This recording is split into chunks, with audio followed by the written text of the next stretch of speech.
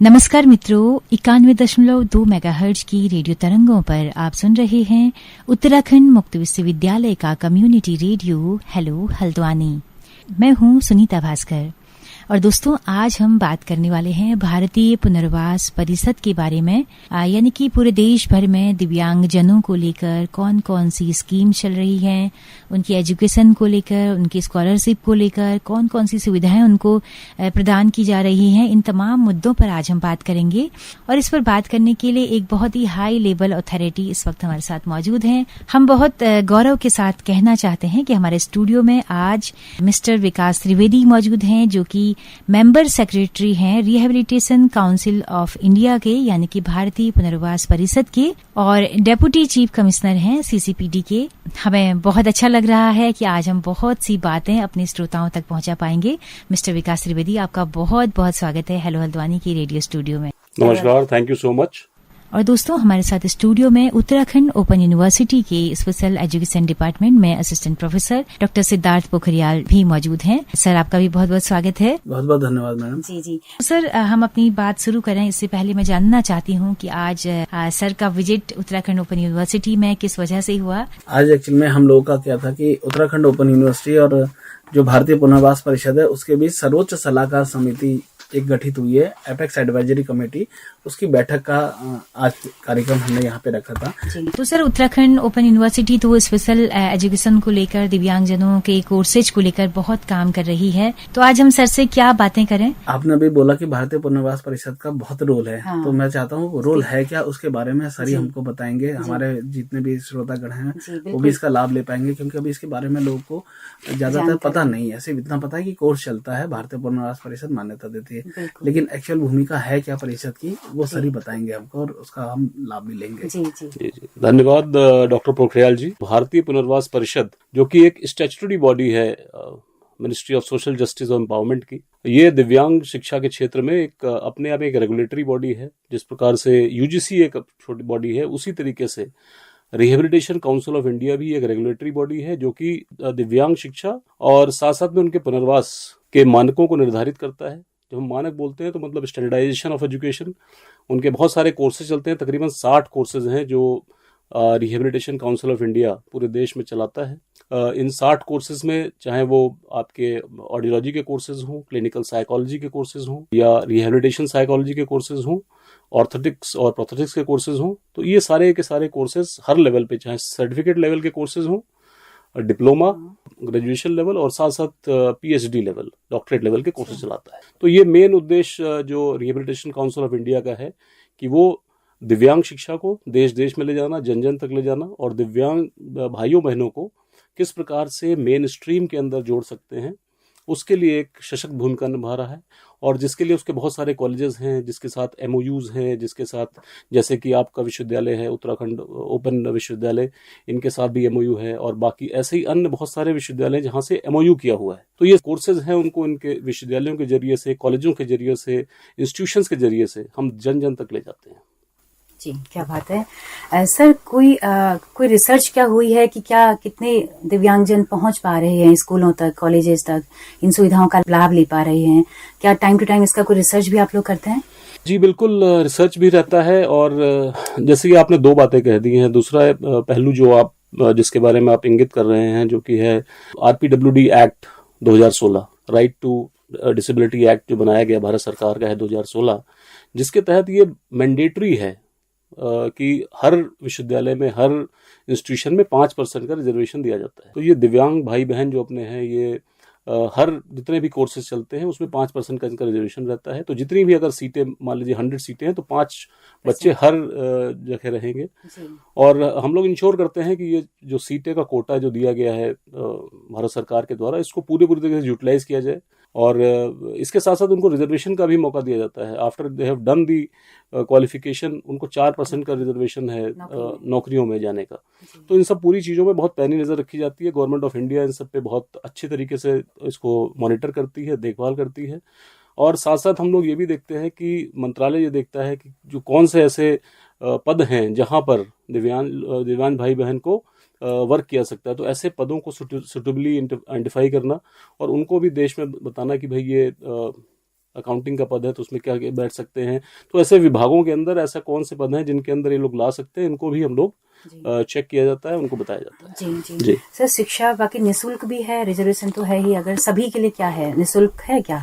अगर कॉलेजेस में, स्कूलों में पढ़ना चाहें दिव्यांग बच्चे, जैसे एनईपी क्या कहता है सर इसको लेकर? जैसे कई बार लर्निंग डिसेबल या इस तरह के बच्चों को स्कूल नहीं लिया करते थे, उनको लगता है कि हम पर बोझ हैं, तो अभी का क्या सिनारियो है सर?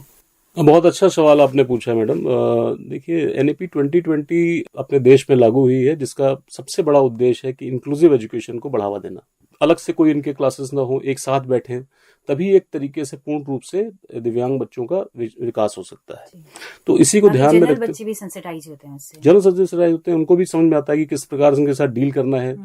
और नॉर्मल जो बच्चे, जो दिव्यांग जो बच्चे हैं, जो आर स्पेशली एबल्ड, उनको भी समझ में आता है कि कैसे उनको एडजस्ट करना है। It's a both way process. So दोनों लोग मिलके ये जो जितने भी अपने कॉलेजेस हैं, इंस्टीट्यूशंस हैं, वहां पर इस इंक्लूसिव एजुकेशन को एनईपी 2020 के तहत इम्प्लीमेंट करने की कोशिश की जा रही है।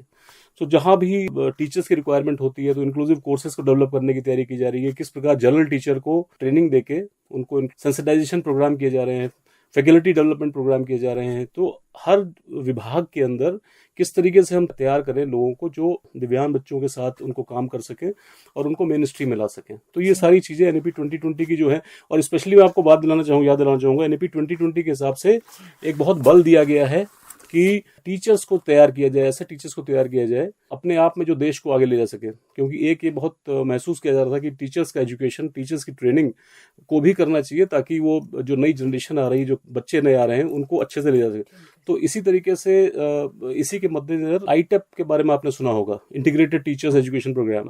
तो ये चीज एनईपी 2020 में इसको लागू की गई है। इसी को ध्यान में रखते हुए आरसीआई ने भी इसी प्रकार का कोर्स इजी टेबेक तैयार किया है, जिसमें एक बच्चा जो 12th करने के बाद वो अपने ग्रेजुएशन के साथ साथ भी बीएड और टीचर्स एजुकेशन में आ सकता है। तो इसके लिए बहुत एक पहल की गई है, इसको लॉन्च कर दिया गया देश भर में। माननीय मंत्री सामाजिक न्याय डॉक्टर वीरेंद्र कुमार जी ने इसका 1 अक्टूबर को इनॉग्रेशन किया, जिसमें इस प्रोग्राम को, इजी टेप प्रोग्राम को देश को समर्पित किया गया। और इसको पहले फेज में 24-25 ईयर एकेडमिक ईयर में हम लोगों ने पूरे देश में इसको चलाया है। और बहुत सारे विश्वविद्यालय अब सामने बढ़ के आए हैं, जो कि दर्शाता है कि किस प्रकार ये लोग दिव्यांग जन का प्रोग्राम है, जो स्पेशल एजुकेशन के प्रोग्राम है, उसको किस प्रकार से वो लोग लेना चाहते हैं और उसको रन करना चाहते हैं अपने कंट्री में। तो एक बहुत अच्छी स्टेप है और बहुत अच्छी पहल की गई है गवर्नमेंट ऑफ इंडिया के द्वारा। सर, जैसे कोई भी दिव्यांग ना छूटे, नीचे पंचायत के लेवल से क्या कोई प्लानिंग है कि हर गांव का एक बच्चा भी दिव्यांग ना छूटे, घर में बोझ न बना रहे? जी बिल्कुल बिल्कुल, बहुत अच्छा सवाल आपने किया है। Ministry of social justice, department of disabilities affair, ये बहुत सारे प्रोग्राम चलाता है इस चीज को लेने। नंबर 1 प्रोग्राम उनका है यूडीआईडी कार्ड। सबसे पहले तो इनको बच्चों को चिन्हित करना है, कौन से ऐसे बच्चे हैं जिनका बेंचमार्क डिसेबिलिटीज हैं, जो 40% से जिनकी ज्यादा है। उनके लिए स्पेशल ड्राइव चलाई जा रही है कि उनको ये एक स्पेशल कार्ड, यूडीआईडी कार्ड जिसको बोलते हैं, आधार कार्ड की तरह एक स्पेशल कार्ड है दिव्यांग बच्चों के लिए।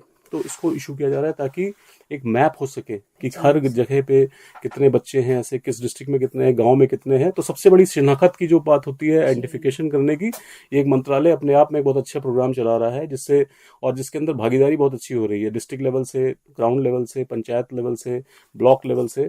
तो इसमें डाटा बहुत अच्छा आ रहा है और साथ साथ इनको कार्ड देने की प्रक्रिया बहुत तेज कर दी गई है, डाटा पोर्ट किया जा रहा है। तो एक तो ये है कि उनको सबसे पहले आइडेंटिफाई करना, पहचान करना। अब पहचान करने के बाद उनके तक जन जन तक स्कीमें भी चलाई जा रही हैं, जैसे कि आपकी सिप्दा स्कीम है, एडिप स्कीम है। एडिप स्कीम में असिस्टिव डिवाइस जो बच्चों के होते हैं, वो उनको जाके घर घर जाके मिलने के वो है। एक हमारी बहुत अच्छी एक पब्लिक सेक्टर अंडरटेकिंग है, जिसके बारे में आपने नाम सुना होगा, एलिम्को करके, artificial limb manufacturing unit, Kanpur में लोकेटेड है। लेकिन इनके जो सेंटर्स हैं पूरे देश भर में हैं, वो मैन्युफैक्चर करते हैं। और साथ में जहाँ पे भी ये दिव्यांग बच्चे हैं, अगर वहां से उनको पता चलता है और इस स्कीम के थ्रू डिस्ट्रिक्ट एडमिनिस्ट्रेशन अगर टेकअप करता है, तो उनके घर पे जाकर डिलीवरी होती है, कैंप्स लगाए जाते हैं। घर पे नहीं जा सकते तो कम से कम कैंप लग जाते हैं, वहां बच्चों को बुला के जरूरत होती है। हाँ, जैसे व्हील चेयर रिक्वायर्ड है, किसी को हियरिंग एड रिक्वायर्ड है, किसी को मोल्डिंग। तो ये सारी चीजें इनको अर्ली डिटेक्शन सेंटर्स बनाए गए हैं, जहां पे अगर नहीं भी पहुंच पाए लोग हैं तो असली बच्चे को ले जाके उनको early intervention centres, early detection centres, दिव्यांग आशा केंद्र बनाए गए हैं।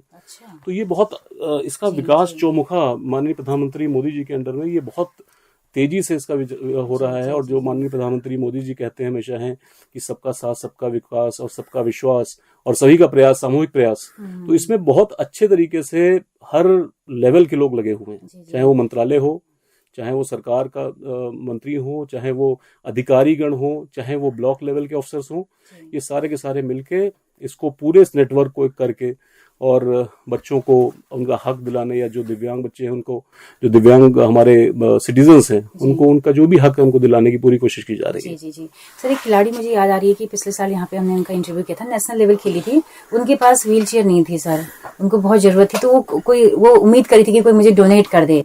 तो ऐसी लाचारी वाली स्थिति में कम से कम हमारे दिव्यांग नहीं, मुझे लग रहा है कि कुछ टेक्नोलॉजी इतनी एडवांस हो चुकी, तो हम लोग एटलीस्ट उनको व्हील चेयर तो दे ही सकते हैं ना सर, इस तरह के बेसिक नीड्स वगैरह। मुझे ये सुन के बड़ा दुख हो रहा है कि ऐसे कुछ प्रकरण हुआ है कि मुझे लग रहा है पुरानी बात होगी सर, कि क्राउड फंडिंग से हम लोग उतनी कुछ हेल्प कर। नहीं मैडम, आपको बिल्कुल जाने की जरूरत नहीं है, सरकार हर चीज सुविधा मुहैया करा रही है। तो सर ये अभाव है जानकारी का, जी जानकारी का अभाव है, बिल्कुल बिल्कुल। आपको मैं यही बताना चाहूंगा कि सरकार ने एक ग्वालियर में एक बहुत बड़ा centre for disability sports, Atal Bihari Vajpayee centre for disability sports खोल दिया है। ये इतना इंटरनेशनल लेवल का इसको बनाया गया है कि इसमें ऐसे बच्चे, दिव्यांग बच्चे जो स्पोर्ट्स में बढ़ावा देना चाहते हैं, स्पोर्ट्स में आना चाहते हैं, उनको बहुत अच्छी सुविधाएं मिल रही है वहां पे।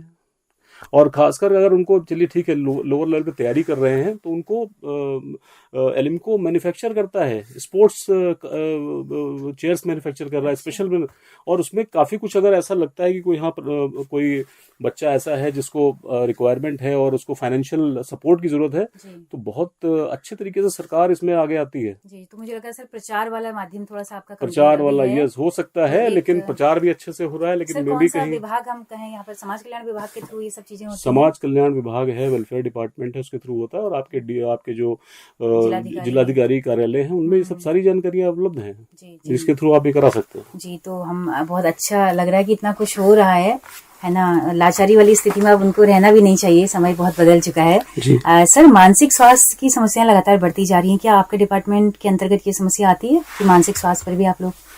जी बिल्कुल, मानसिक स्वास्थ्य एक बहुत ही ज्वलंत मुद्दा इस वक्त बना हुआ है देश में। 140 करोड़ की आबादी में है, और उतने ज्यादा हमारे पास जो मेंटल हेल्थ काउंसलर और प्रैक्टिशनर होने चाहिए उतने वो नहीं हो पा रहे। इसको ध्यान में रखते हुए सरकार ने मेंटल हेल्थ के बहुत सारे प्रोग्राम स्टार्ट किए, और स्पेशली सरकार ने अब बीएससी क्लिनिकल साइकोलॉजी स्टार्ट किया है, जिसको BSci क्लिनिकल साइकोलॉजी के नाम से भी जाना जाएगा। इसके कोर्स को स्टार्ट किया है, जिसमें जो बच्चा आपका 12th science pass out 12th है, वो इस कोर्स को ले सकता है, और इसमें बड़ी एक उसमें ट्रेनिंग दी जाएगी, हॉस्पिटल ट्रेनिंग दी जाएगी, हैंड्स ऑन ट्रेनिंग दी जाएगी, ताकि हमारे देश में जो कमी है मेंटल हेल्थ प्रैक्टिशनर्स की या क्लिनिकल साइकोलॉजिस्ट की, उसको पूरा किया जा सके। तो उसके में RCI एक अपना अच्छा काम कर रहा है, और उम्मीद है कि अगले कुछ वर्षों में, जब जिस तरीके से कोर्स इस साल लॉन्च हो गया है, ये भी सेम कोर्स भी 1 अक्टूबर 2024 को माननीय मंत्री जी डॉक्टर वीरेंद्र कुमार, केंद्रीय मंत्री माननीय डॉक्टर वीरेंद्र कुमार जी ने इसका इनॉग्रेशन किया था, और ये पूरे देश में अब लागू हो गया है, और बहुत सारे अच्छे विश्वविद्यालय इसको टेकअप कर लिया है, उन्होंने चलाने जा रहे हैं, इसको चला भी रहे हैं, एडमिशन स्टार्ट हो रहे हैं। मुझे लगता है कि इसको भी एक थोड़ा सा भारत का भी काउंसलिंग बहुत है, हम देश को प्रोवाइड करेंगे, जो विश्व गुरु बनने की जो है वो हम लोग देश को ही नहीं विदेश को भी हम प्रोवाइड करेंगे, और ऐसा मानना है। और जैसा कि आदरणीय प्रधानमंत्री जी सपना उनका है कि 2047 तक विकसित भारत, तो उसमें एक बहुत बड़ा योगदान इनका भी रहेगा। जो हमारे दिव्यांग भाई बहन है, ये भी बढ़ चढ़ के पूरे देश को एक साथ, इंक्लूसिव डेवलपमेंट तभी होगा जब ये पूरे भाई बहन एक साथ मिलकर एक साथ काम करेंगे। तो मुझे उम्मीद है कि एक अच्छा सपना साकार होगा। बिल्कुल सर, क्योंकि मानसिक अवसाद के केस सर लगातार बढ़ रहे हैं। हम अखबारों में अगर खबरें देखें तो मतलब मंथली 8-10 केस अपने छोटे स्तर पे सुसाइड के आते ही हैं। तो सर कैसे उनको हैंडल करें, क्या करें? एक बड़े पैमाने पर काउंसलिंग सेंटर्स होने चाहिए जहाँ पे इजीली उनको ये सब सुविधाएं मिले, वो भले ही हॉस्पिटल के साथ अटैच्ड हो। ये आपका जो विषय है, इसके अलावा स्कूलों में भी काउंसलर सभी ने नहीं रखे हैं, तो वहाँ भी मैंडेटरी होना चाहिए। नहीं, ये बिल्कुल मैंडेटरी किया जा चुका है, इसमें सुप्रीम कोर्ट की रूलिंग भी आ गई है, और सरकार भी पूरी तरीके से इसमें प्रतिबद्ध है।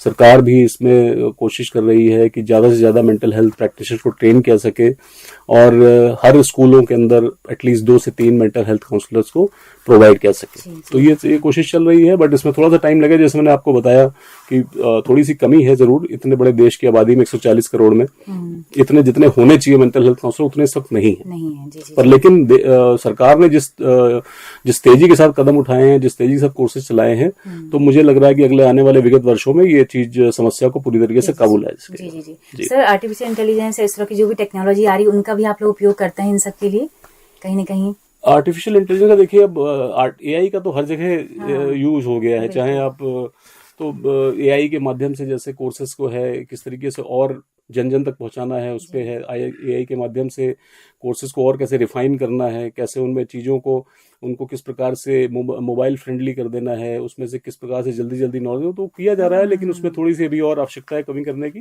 डेवलप कर रहे हैं, फेज में आते ही उसको भी एआई का यूज तो हर जगह ही हो रहा है। जी। बहुत शुक्रिया सर, इतना वक्त आपने दिया। आप सर क्या कहना चाहेंगे, एक संदेश हमारे उत्तराखंड मुक्त विश्वविद्यालय के तमाम स्टूडेंट्स के लिए मैं चाहूँ कि दें? जी, आज पहला मौका है कि मैं हल्द्वानी आया हूँ। इनफैक्ट हल्द्वानी में आज तक नहीं आया था, और खासकर आपके विश्वविद्यालय को आज हम लोगों ने एक बैठक की यहाँ पर, जिसमें चर्चा की कि किस तरीके से जो स्पेशल एजुकेशन के कोर्सेज हैं उनको किस तरह और बढ़ावा दिया जाए। तो फेज़ 1 में तो हम लोगों ने जो बीएड के कोर्सेज हैं, BEd HI, BEd VI, BEd IDD और एमडी, इनके कोर्सेज के लिए एक एमओयू करने जा रहे हैं आपके विश्वविद्यालय के साथ। और इस एमओयू के बाद मुझे उम्मीद है कि यहाँ से भी काफ़ी अच्छी चर्निंग और काफ़ी अच्छे स्टूडेंट्स निकलेंगे विश्वविद्यालय से, और पूरे उत्तराखंड को इसका फ़ायदा मिलने वाला है। और साथ साथ में इसके पीजीडीआरपी कोर्स जो है उसके लिए भी चर्चा आज हुई है, तो उसको भी देखेंगे कैसे आगे क्रियान्वयन किया सकता है और कैसे चलाएंगे। तो रिहेबिलिटेशन के फील्ड में भी एक अच्छा कदम लिया गया है। और आपका विश्वविद्यालय पूरा, मैंने हर जगह हम लोग गए डॉक्टर पोखरियाल जी के साथ, वाइस चांसलर जी के साथ, तो जिस तरह से ये बन के आ रही है फैसिलिटी, मुझे लग रहा है बहुत अच्छी प्लानिंग चल रही है। हर विभाग को एक बहुत ही सोचे समझे तरीके से, वेल प्लान तरीके से उनको प्लान किया जा रहा है, उनको लाया जा रहा है। फैकल्टी डेवलपमेंट आपका बहुत अच्छा हो रहा है, और जिस तरीके से यहाँ का एक कैरेक्टर डेवलप हो रहा है, तो मुझे लगता है कि आने वाले दिनों में उत्तराखंड उन्मुक्त विश्वविद्यालय अपने आप में एक, उत्तराखंड में तो नाम लेगा ही, लेकिन देश में भी इसकी चर्चा की जाएगी। जी, बहुत शुक्रिया सर। धन्यवाद। नमस्कार मैम, थैंक यू।